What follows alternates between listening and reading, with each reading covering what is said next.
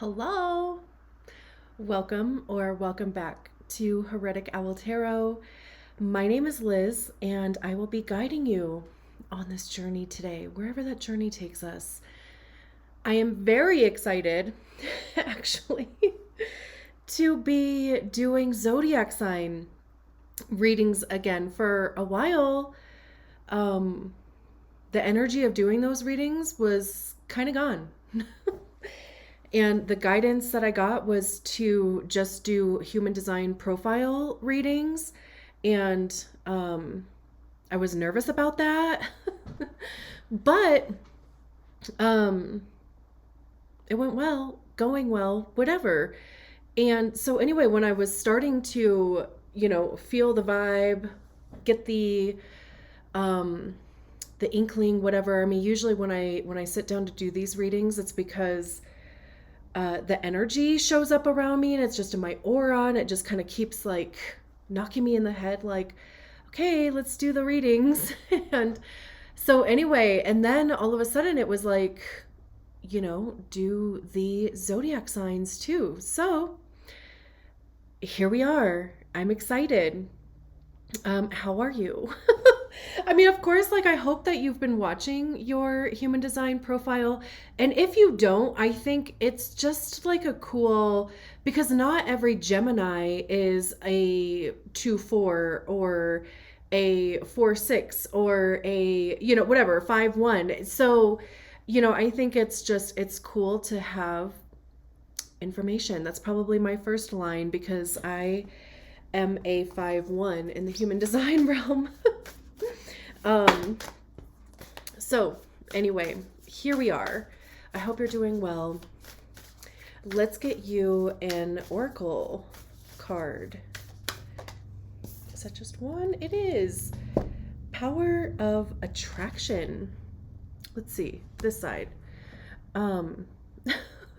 This whole video thing is pretty new to me too. So I think I'm gonna put like the table view in this corner, I think is what I decided. So anyway, we figure it out as we go. What are you gonna do? Power of attraction. This is interesting. I mean, there's two people in this card.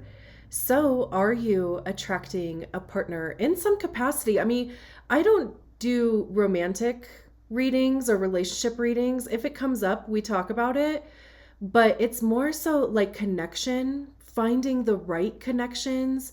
And of course, I mean, partner can be romantic, platonic, or business. So you could be, even these hands right here, it's like you could be formulating or even just molding in your head, like what would be the perfect partnership for you, or even opportunity, which of course is a partnership too, right? Like, we only take the cards that fall out of the deck, but like that.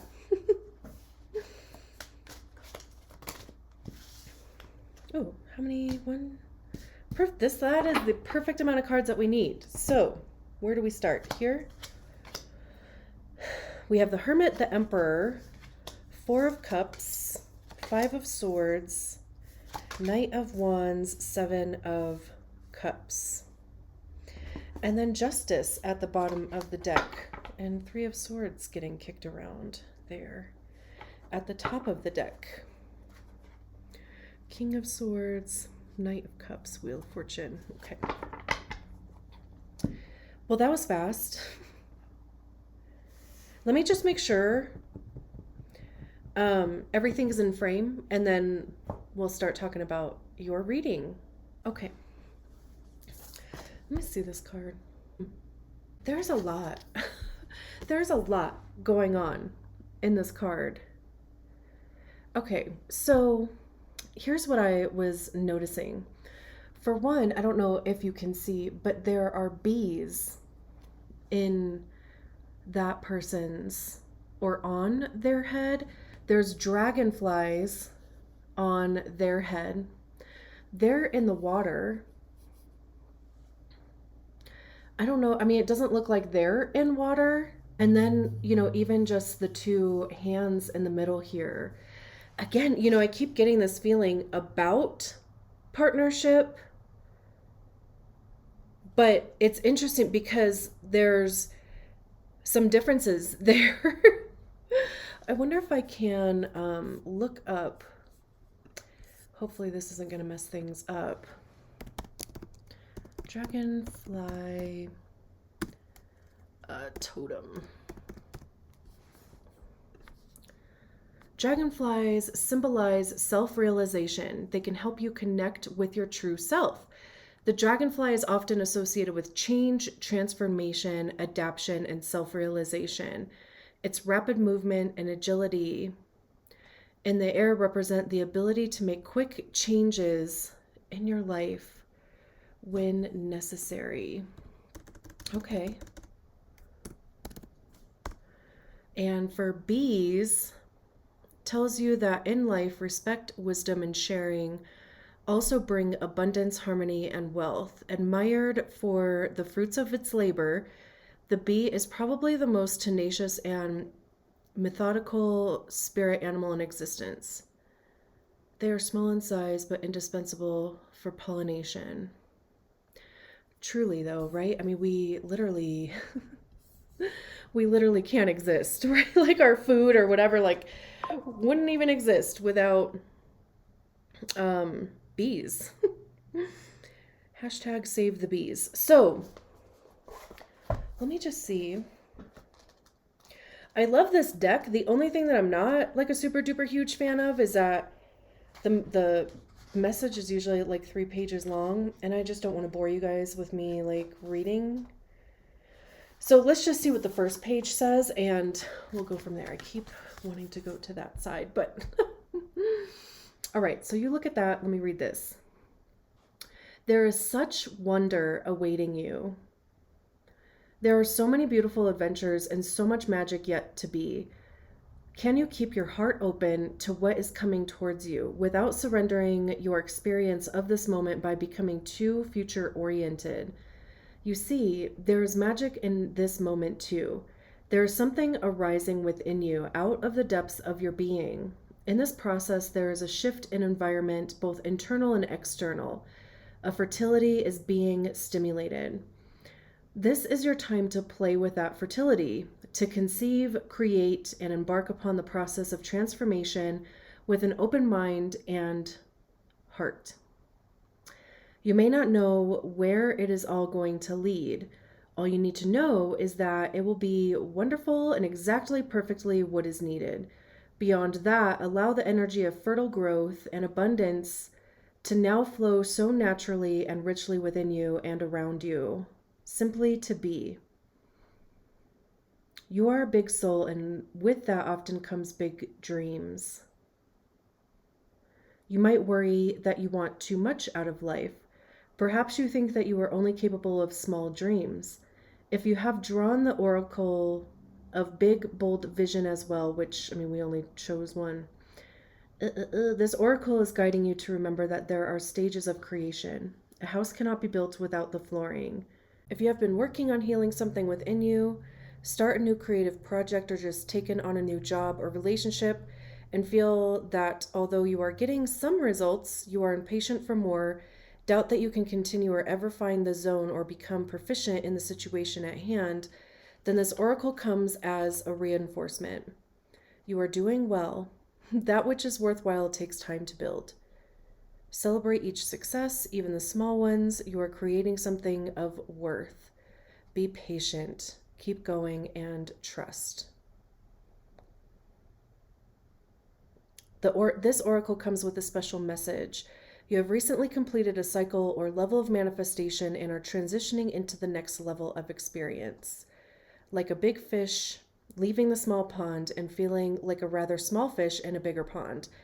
There will be some getting used to it time needed as you find your way. Yeah. All of that. But it is interesting that there are 2 people on the card. So again, it could even be a mirror of yourself. It could be, one looks feminine, one looks masculine. energies, not necessarily the genders though, right? But even like the Lover's card, which is Gemini, right? But it's like the balance of those two energies. So, the feminine of being in flow, creation, it was talking about fertility. So, birthing something into existence, it doesn't have to be like an actual human, unless, of course, you want to expand your family, then it would be positive for that. But then the masculine side of like initiating, going for it, right? Like protection, that type of thing. And I mean, you could be in partnership with somebody, and it could even be sharing your dreams and aspirations and whatever, like with them. And, maybe even trying to get them on the same page with you in some aspect. But we start with the Hermit card, which is Virgo.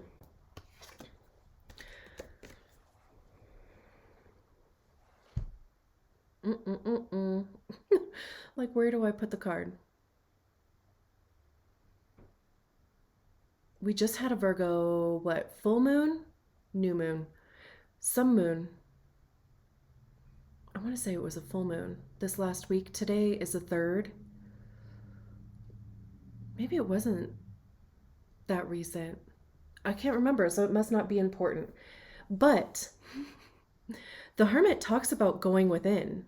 It's literally, it's like about there's a healing aspect to it. So, the Oracle card was talking about healing, but it's also getting quiet enough to hear your own guidance.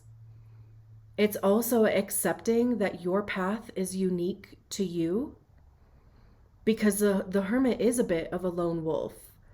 They do go on their own path, and that can be lonely if, of course, if we are, expecting some sort of out or external something to like make us feel better or to comfort us, right? But even the snake that they're holding in their hand, there is this representation of uh, shedding skin. And there's only two reasons that I can think of. I'm not super duper educated on like reptiles and stuff. There's this guy on TikTok called Venom Man 2.0, and he's always like on lives with spiders and snakes and stuff, which I didn't think that I would ever watch, but I do, and I actually enjoy it. And you learn a lot.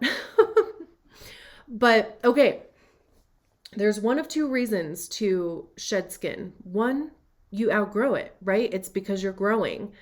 And to stay in that skin would be to basically suffocate yourself. Two, to regenerate something that was injured, damaged, sick, whatever. Like that Venom Man 2.0 had a spider that was in like a plastic container or whatever, and it got its fang, one of its fangs, stuck in one of the openings of that container, and it like ripped off. Not like on one of the lives, I don't think, thank goodness, but it happened at some point. And he was saying that he's like, all I need to do is just keep her alive until she sheds again, because she'll regenerate, she'll regrow that fang in her shed.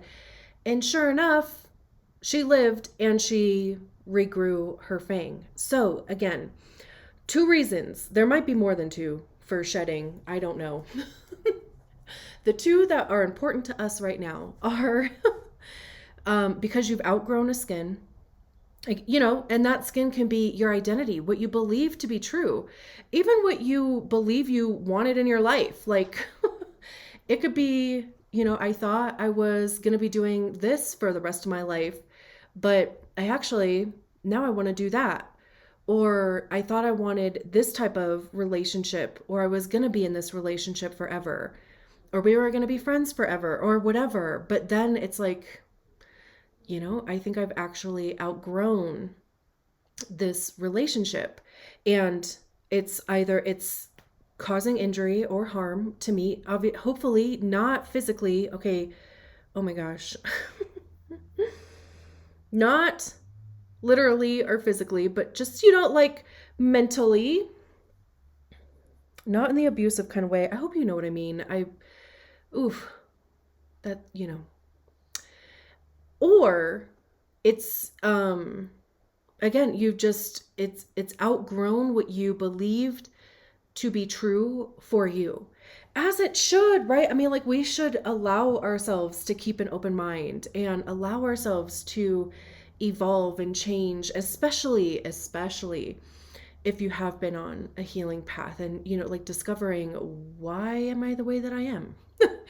What are these beliefs that I have and where do they come from? And are they still true for me anymore? Right? So we have the Five of Swords. Sorry, I'll get it together. We have the Five of Swords paired with that. Swords have to do with our mind. It's our thoughts, ideas, perspective.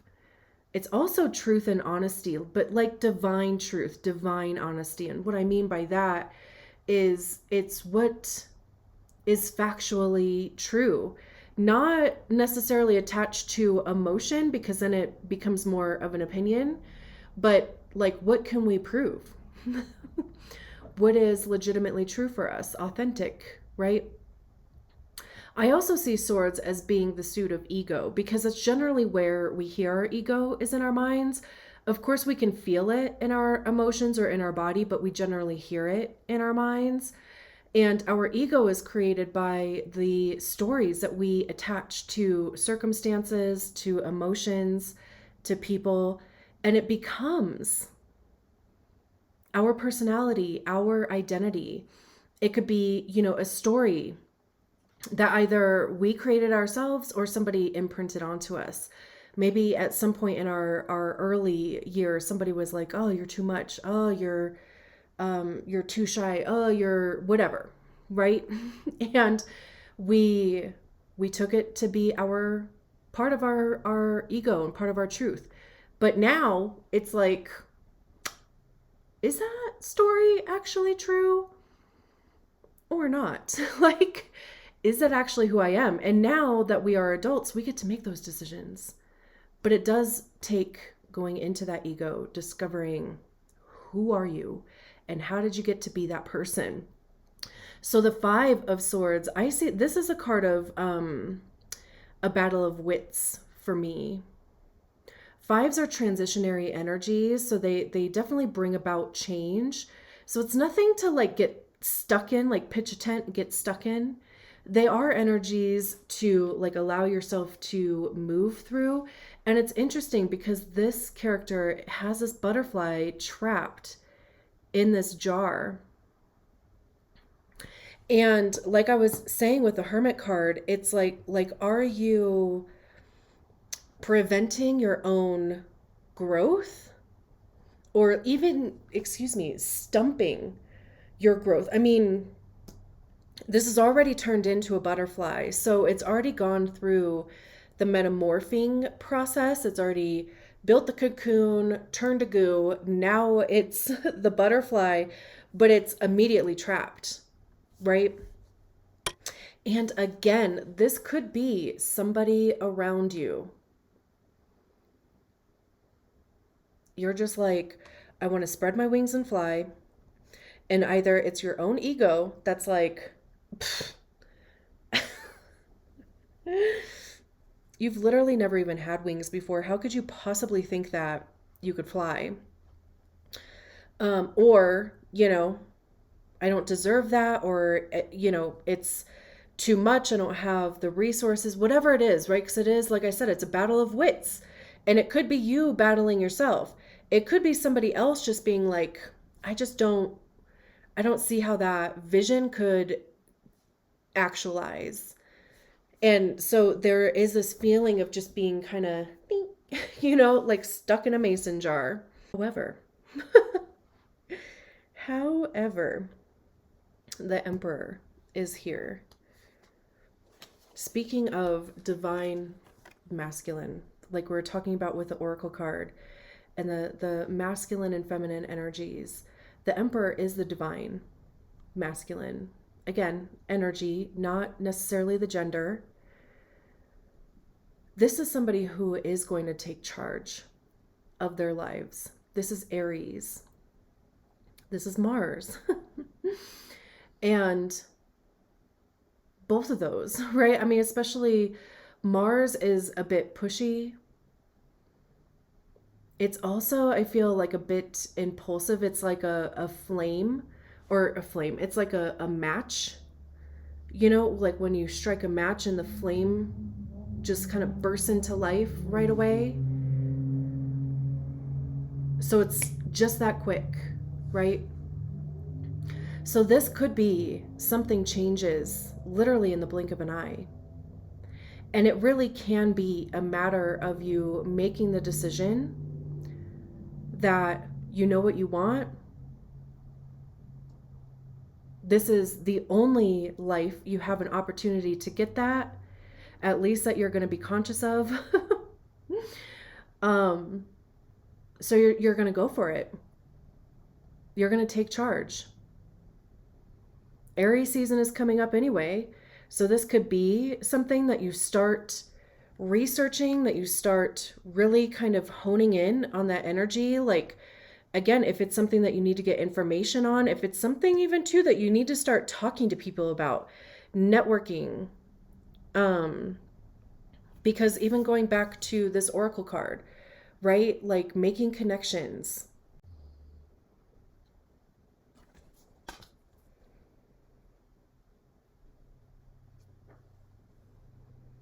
Because then we have the Knight of Wands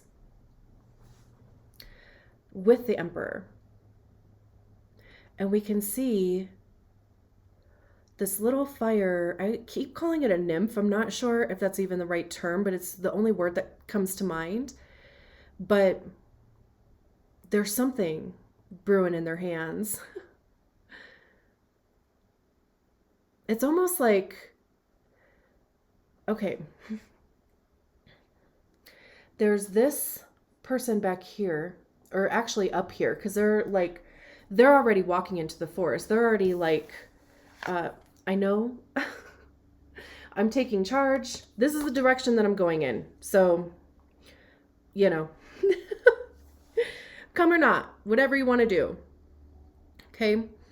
And I mean, this doesn't have to be a masculine energy. This doesn't have to be feminine. I mean, obviously you could be either one of these people too. You could be the person that your partner is trying to get on board and you're like, I just don't get it. But it's almost like this person, they're finally seeing the vision. They're seeing your passion about the thing, because wands have to do with the actions that we take, the motivation behind those actions. It's creativity, passion. It's also creation. How are you expressing those things? What actions are you taking? Excuse me. What actions are you taking towards those things? So clearly there's this person over here.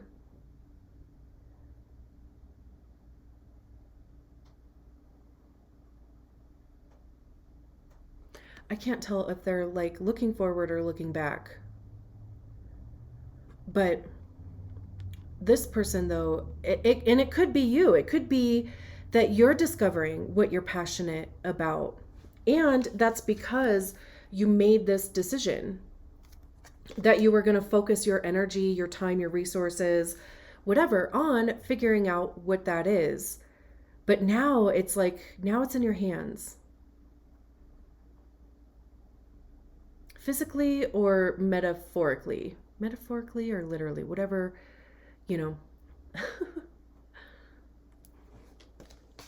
I love that. And this is the only card that there are two other people in it. So there's the Oracle card, and then the Knight of Wands has two people in it. And again, I mean, there doesn't have to be somebody else involved at all. Take it or leave it,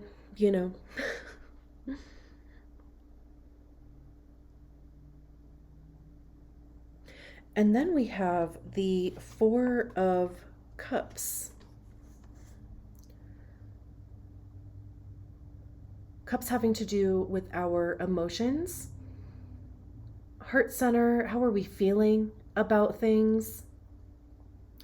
What are we giving our emotional energy to?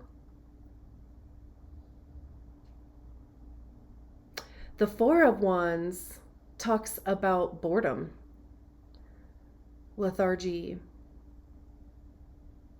Maybe you'll come up against some sort of resistance. Maybe there are going to be things that you are going to be disappointed in.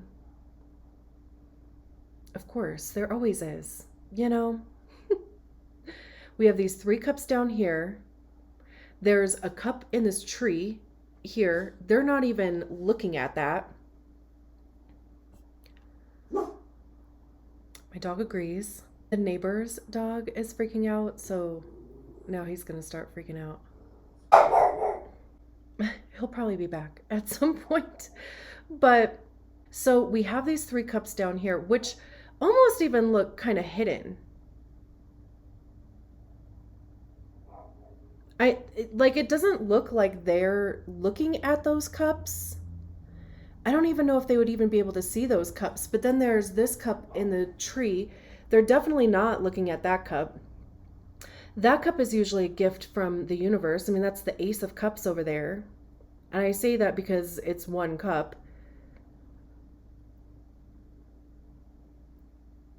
And again, you know, I keep getting this like lonely vibe out of this card. Also, too, though, 4 of Cups does have a little bit to do with disappointment, because again, there are these 3 cups down here that they're had access to already or don't see yet, whatever the case may be, but they just kind of feel kind of meh about them, you know? And then of course there is this 1 cup back here. So there's this feeling of like, through this process, right? Like, it's like you finally get going, you finally make the decision, you finally, you know, if there is another person involved, it's like, you know, you finally get them on board and it's like full steam ahead, or you wish that it would be. And there's maybe something that just doesn't hit the way that you thought it would, or again, you know, like it's something emotional though, because it's going to hit you in your feels where you're just going to be like, man, I really thought that was a thing or whatever.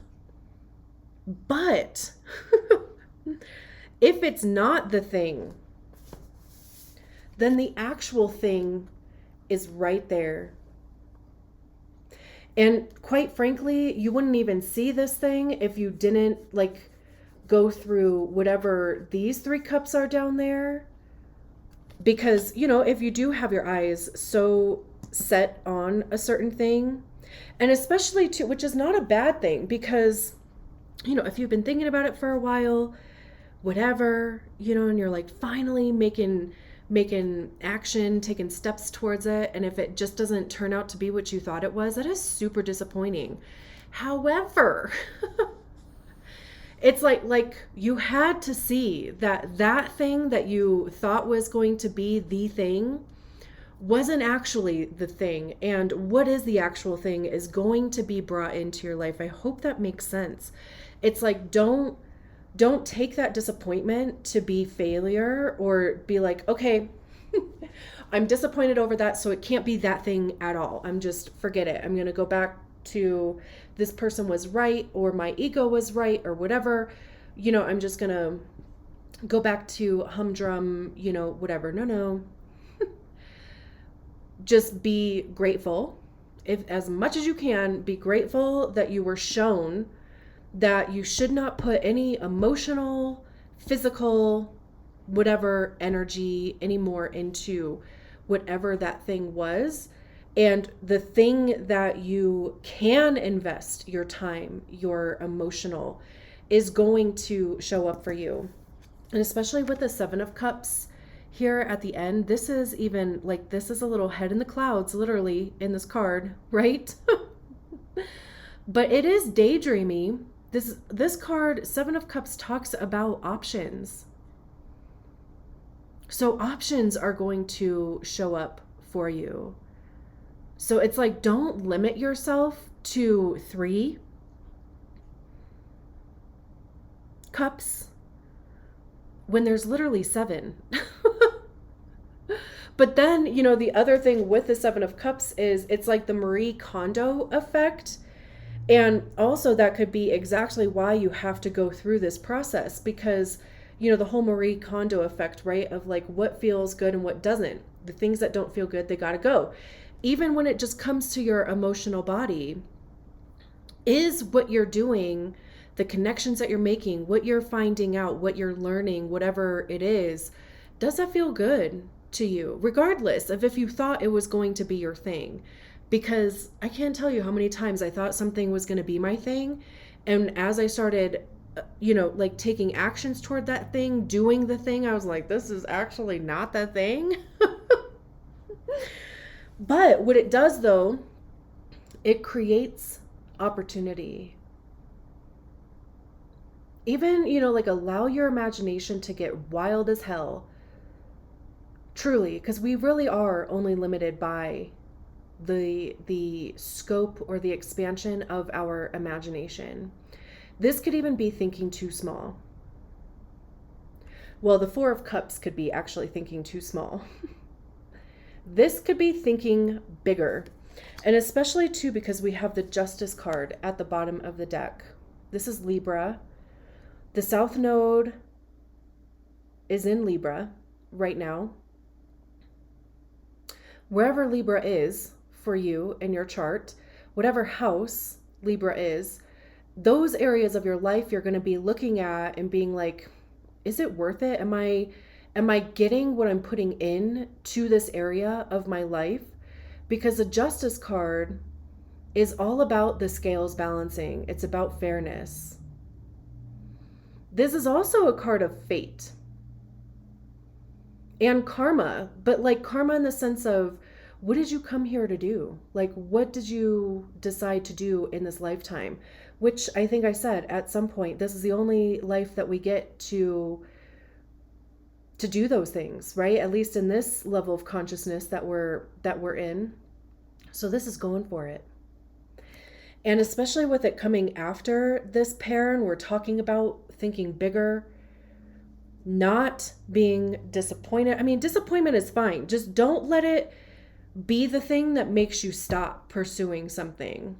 Like it's fine to be in an energy of disappointment. It's just not fine to like be like, okay, well, that's it.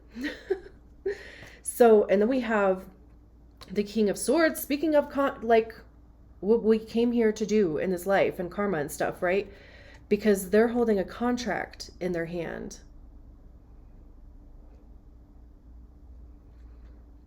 They've worked their way through that maze behind them. They have a compass where their heart is. There's that orb right on top of their head. So there's, just this mastery of your mind. Get your mind right. It is a lot of mindset stuff though, especially like, if you are making like decent changes, like especially like stepping out of your comfort zone, allowing yourself to pursue something that you probably didn't even imagine doing 5 years ago, 3 years ago, whatever, right? It's a lot of getting your mind right. I love that. That contract is in their hand. The Knight of Cups is following your heart, allowing your heart to lead the way. This is also even like emotional labor. They're on a boat. Those are waves behind them. It's choppy water. But they're showing up. They're doing the work, right? The Wheel of Fortune. Things are changing. Good, bad, otherwise. It's change. Things are moving forward. I always see the Wheel of Fortune as being a good card. I don't really care where it shows up. It's just the constant change that is life. Whatever your life was before, it's going to change. Which is good. This is a card of Jupiter. Expansion. creation. Again, speaking of the Five of Cups, this is now mourning, but in the Four of Cups, these were kind of hidden, right? In the Five of Cups, they're overturned. The liquid in them, is spilled out, but there's these two cups that are still upright. So this card, it does talk about mourning or grieving, but it's more so about recognizing that there are still those two cups. And you might be looking at three and being like, well, I lost more than what I have now. But actually, these three cups were probably taking up way too much space emotionally because they're cups. And now you're down to the best two. And that's better than having 5 cups and 3 of them are shit, Because then after that, we have the awakening card. Remember? The 5 of Swords.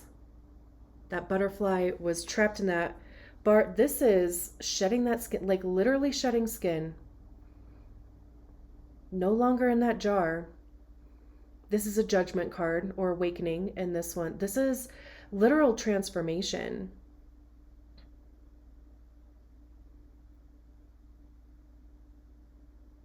I love that.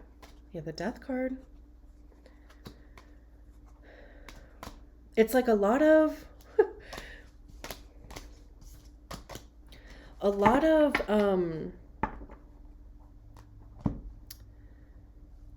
new stuff, but like letting go of stuff too. So it's like this constant